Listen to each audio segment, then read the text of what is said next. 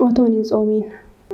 Dhugaatti foonii fi dhadhaan nyaanne afaan kolloo hin jiisne bishaan coba cobsadhee ganamaa fi galgala mana isaatii hin ba'u kutaa koo addeeffadhee garuu harrabni koo hin tsoomne nan cabse lafee namaa ebeeluu na caalaa afaan buusee baasa waan hamaa. Dhiphuuf gidiraa argee fuulli koo ta'u daaraa kophee miillaa baafadhee yoon jiraadhe jawwaaraa. Beela'uu koorraa ka'ee mar'imaan koo wal maru amma kanas raawwadhee hantsoomaan turre garuu. Obbolaa wajjin dhaladhee jaalala xiqqoo dhabee silumaan ta'e diina gonka tsoomaa hin turre gartokkeen koo gaaromee gartokkeen koo hammina.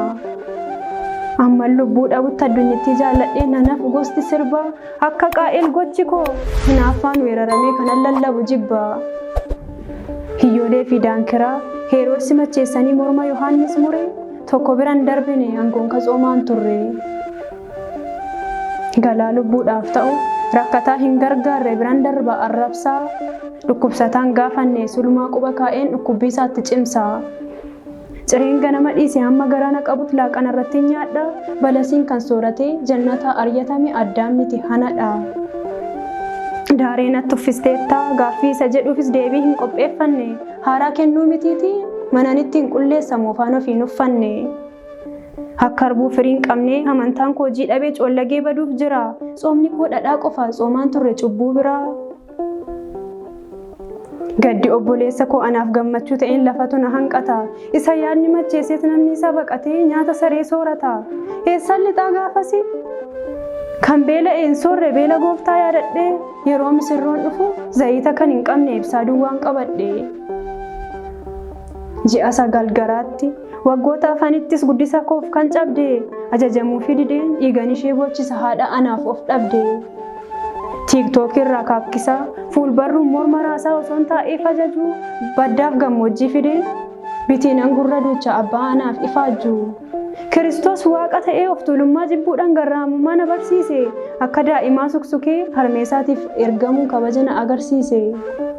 Wayyoo anaaf wayyoo kan kolfee abaarame qullaa abbaasaa arguun itti uffisuu dhiise kiyyoo dhumni maalii kanan wayyaarraa mulqee alameeqa salphise. Tsoomni koo gatii dhabe soo kanan argachiisne akka saba nan nawwee akka qooroon hittiin cillim jedheen dhidhime jireenya addunyaa hawwee. Lakki qooroon hofaaresseera garaa isaa ganuudhaan Eeliyaasiin sooreera hambakkee kaleen kaane bakka gaabbii cubbuudhaan qaama kiyya miicceera. Akkas Teermootittis garbummaa mulquudhaan jireenya hin labsine fannoo Mardookiyoosiif haamaa qopheessisiisee mataasaaf hin labsine. Kadhaan koo afaan duwwaa yaadni koo tulluu ce'ee fudha fooniitiif labaa barsiisuun koo beekamuu fi namni baree haa fayyuuf nan ta'e dhimma dhabaa. Faaruun faarfadhus akka Daawit lapheen miti of ganuu kan hin qabne. Eeyyeen ani tsoomaa hin turre firii amantaa keessaa jaalala yookiin abdii tokkollee hin lallabne. Gumaatu narra jira gumaa firri naan baasne ijaaf gurraan balleesse harrabni koo qaramee wayyaan koos gabaabbatee guyyaan nama ajjeese. Gochi koo akka dhabee kan hadhaa'e summiirra harka koo dhiiga cuupheen hannaaf sagaagala nafni koo diimateera. Kiristoos naaf du'e waliin ergan du'e hin kaane maal kiyya tsoomaa ture sanyummaa natti marge ergan ciccireen ganne ergan gufuutti gore dubbiin taa'ee micciira ani tsoomaa hin turre. Balbala koo cufadhee imimmaan gadi roobsee ijji koo mirgaaf bitaa afaan koo galata isaaf jilba koo isaaf bitaa.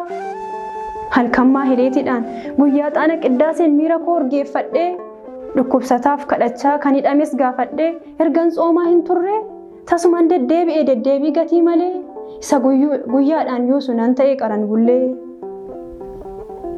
Afaan kiyyaan amanee lapheen qoree biqilcheen dhabemma sanaa ficaa hayyeetuun dhiise malee itichee bulchuudhaanan 50 qiqqicaa.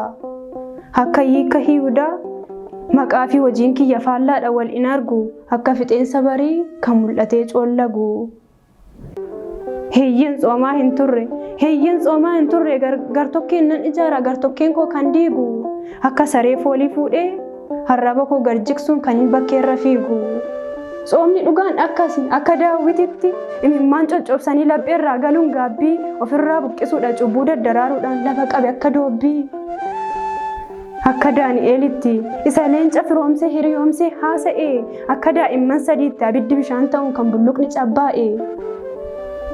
Eeyyeen tsoomni akkasii akka Phexrositti iyya lukkuu dhaga'uun oddoo kufanii ka'uu mataan gad garagalfamee fannootti fannifamuun ibsaa tulluurraa ta'uu. Malee isniidhaaf qofa miti nyaata dhibeen nu dhorku jaalalaan osoo nu ma'iin fedha foonii nu morku. Kanaaf warri akka koo tsoomaan turre warri Gibxii hin baane warri diinaaf bitamnee jiran nu garba taane. Tsooma eebbisaa jedhee kan gooftaan nu barsiise gurri dhaga'uu diduun lapheellee kan jaamsise. Haa dammaqnu irribaa baraaf rafaa kan turre ta'uun Abeemelikii. Lalisee haa fayyisu lubbuu cubbuun gidirsu tsoomee miillii fi harki. Ijji keenya banamee haa lallaba afaan keenya haasofnu foolii gaarii. Haa lallaba afaan keenya haasofnu foolii gaarii. Gurris dhaggeeffachuudhaan harramni haa dubbatu jedhee gooftaan umaari. Samsameeras haa jedhu manni jaamboo fi baarii. Jilbii kufee sagadee addaanis lafa tuquun hundi waaqaaf of murree daa'imman jaarsi jaartiin haa tsoomnu marti keenya warri tsoomaa hin turre. Galanni Waaqayyoof haa ta'u deessuu haadha isaa ulfaataa fannoo isaa hanga bara baraatti. Ameen.